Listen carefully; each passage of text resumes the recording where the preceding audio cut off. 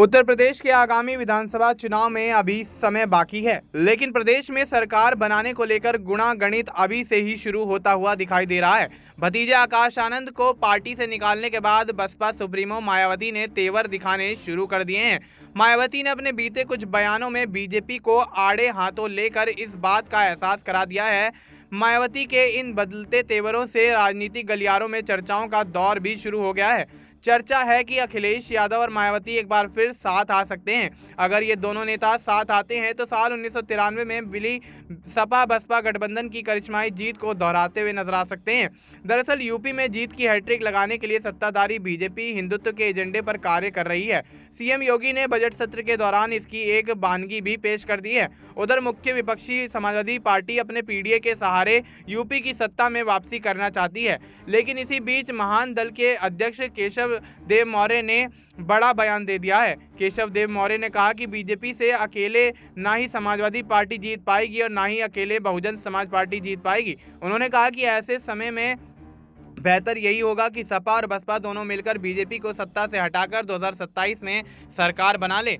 उनके इस बयान के बाद राजनीतिक गलियारों में चर्चाओं का दौर शुरू होता हुआ नजर आ रहा है। एक दूसरे के राजनीतिक धुरविरोधी माने जाने वाले मायावती और अखिलेश यादव मोदी को सत्ता से हटाने के लिए 2019 लोकसभा चुनाव में एक साथ आ चुके हैं। इस चुनाव में मायावती 0 से 10 सीट पर पहुंच गई थी, लेकिन सपा मुखिया अखिलेश यादव 2014 के आंकड़ों पर ही सीमित रह गए थे।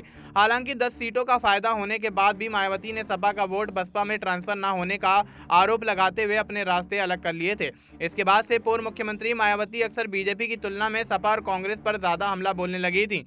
इस पर सपा मुखिया व पूर्व मुख्यमंत्री अखिलेश यादव ने समय समय पर अपनी प्रतिक्रिया भी दी है।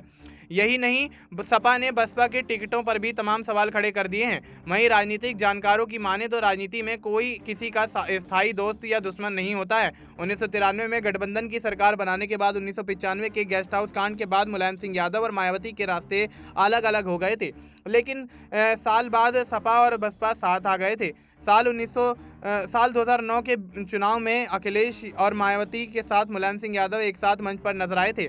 इसलिए ये कहना है कि दोनों दल एक साथ नहीं आ सकते हैं, ये गलत होगा। वहीं अब चर्चा ये भी है कि मायावती के साथ गठबंधन करके अखिलेश यादव 1993 वाले करिश्मा को दोहराना चाहते हैं। दिसंबर 1992 में अयोध्या में विवादित ढांचा गिराया गया था। उसके ठीक बाद साल 1993 में हुए विधानसभा चुनाव में सपा और बसपा ने मिलकर सरकार बना ली थी। तब सपा संस्थापक मुलायम सिंह यादव और बसपा के संस्थापक कांशीराम ने मिलकर सरकार बनाई थी। अब देखना यही होगा कि क्या 2027 के विधानसभा चुनाव में वाकई समाजवादी पार्टी और बहुजन समाज पार्टी गठबंधन के तहत भारतीय जनता पार्टी को सत्ता से बेदखल करते हुए नजर आते हैं। फिलहाल आपको इस मुद्दे पर क्या कुछ लगता है, आप अपनी राय हमें कमेंट करके बता सकते हैं।